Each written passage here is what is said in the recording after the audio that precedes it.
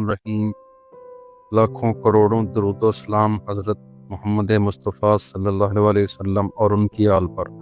السلام علیکم ناظرین، میں ہوں آپ کا بھائی مرتضیٰ اور آج ہم بات کریں گے ایک ایسے سانحے پر جس نے نہ صرف قطر بلکہ پوری مسلم دنیا کو ہلا کر رکھ دیا ہے۔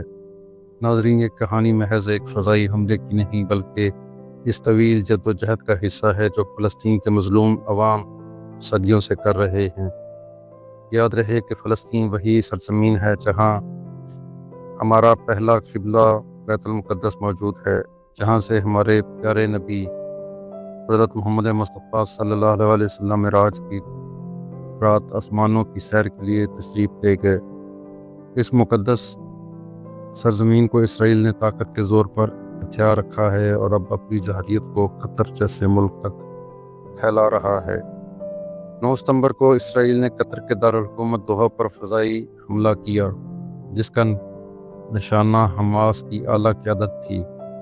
یہ اجلاس اسرائیل دراصل امریکی صدر ڈونلڈ ٹرمپ کی پیش کردہ جنگ بندی کی تجویز پر غور کر رہا تھا۔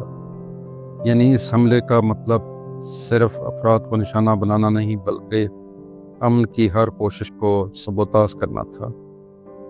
حماس کے مطابق اجلاس میں خالد مشعل، خلیل حیہ، ظاہر جبران، محمد درویش اور ابو مرزوق جیسے بڑے نام شریک تھے اور صدارت ڈاکٹر خلیل حیہ کر رہے تھے۔ اسرائیل نے اعلان کیا کہ یہ کارروائی کامیاب رہی اور تل ابیب نے فخریہ کہا کہ ہم نے حماس کی قیادت کو نشانہ بنایا، لیکن اصل سوال یہ ہے کہ اس حملے کی منظوری کس نے دی؟ اسرائیلی حکام کے مطابق وزیر اعظم نیتن یاہو نے حملے سے پہلے امریکی صدر ڈونلڈ ٹرمپ کو اطلاع دی تھی۔ وائٹ ہاؤس کہتا ہے، ہمیں اس وقت بتایا گیا جب میزائل فضا میں جا چکے تھے، لیکن اسرائیلی ذرائع کھلے عام دعویٰ کرتے ہیں کہ امریکہ نے اس حملے میں تعاون بھی دیا۔ اب یہ فیصلہ ناظرین آپ کریں گے، یہ لا علمی تھی یا منصوبہ بندی؟ میرے خیال میں امریکہ کا مکمل تعاون حاصل تھا۔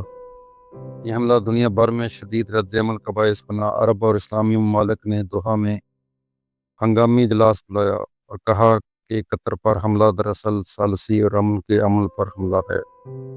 مصر کے صدر السیسی نے کہا کہ اسرائیل عالمی امن کے لیے سب سے بڑا خطرہ ہے۔ فلسطینی صدر محمود عباس نے کہا کہ اسرائیل کا محاسبہ اب ناگزیر ہے۔ ایرانی صدر نے کہا کہ یہ کھلی دہشت گردی ہے۔ ترک صدر اردوان نے قطر سے مکمل یکجہتی کا اعلان کیا اور امیر قطر نے کہا کہ اسرائیل نے فلسطینیوں کی نسل کشی میں تمام حدیں پار کر دی ہیں۔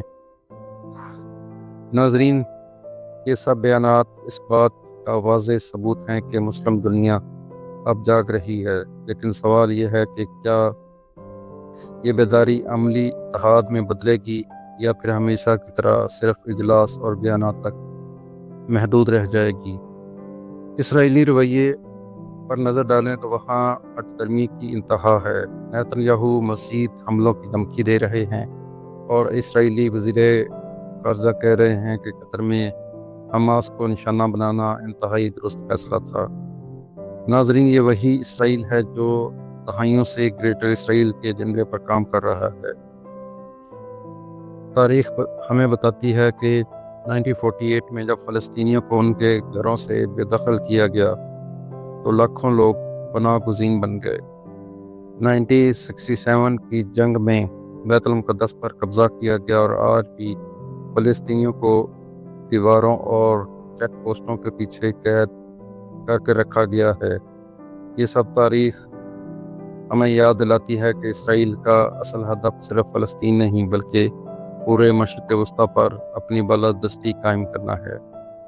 اب امریکہ کی دوگلی پالیسی پر بھی نظر ڈالیں تو ہمیں پتہ چلتا ہے کہ ایک طرف وہ کہتا ہے کہ ہمیں اطلاع تاخیر سے ملی، دوسری طرف صدر ٹرمپ فخر سے اعلان کرتے ہیں کہ میرے حکم پر امریکی فورسز نے وینزویلا میں فضائی حملہ کیا۔ یعنی امریکہ خود بھی دنیا بھر میں جنگیں لڑ رہا ہے، اسرائیل کو بھی کھلی چھوٹ بھی دیتا ہے اور ساتھ ہی اس کے दावे भी करता है कि दोहरा म्यार की है जिसने दुनिया को आग के दहाने पर दाखिला किया है।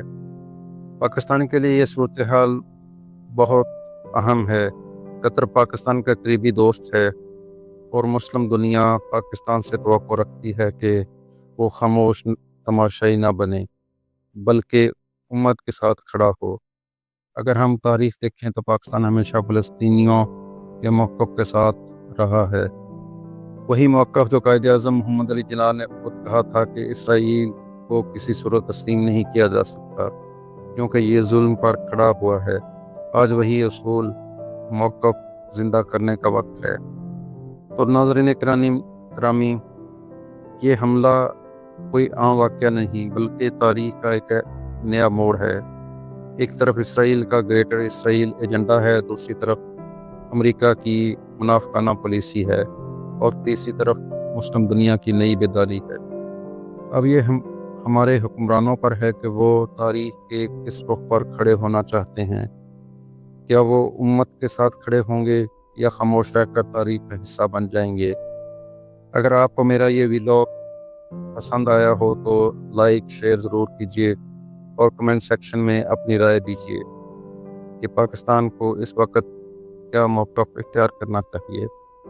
मैं हूँ आपका भाई मुर्तज़ा। अगले वीलॉग में फिर मुलाकात होगी। अल्लाह हाफ़िज़, वस्सलाम।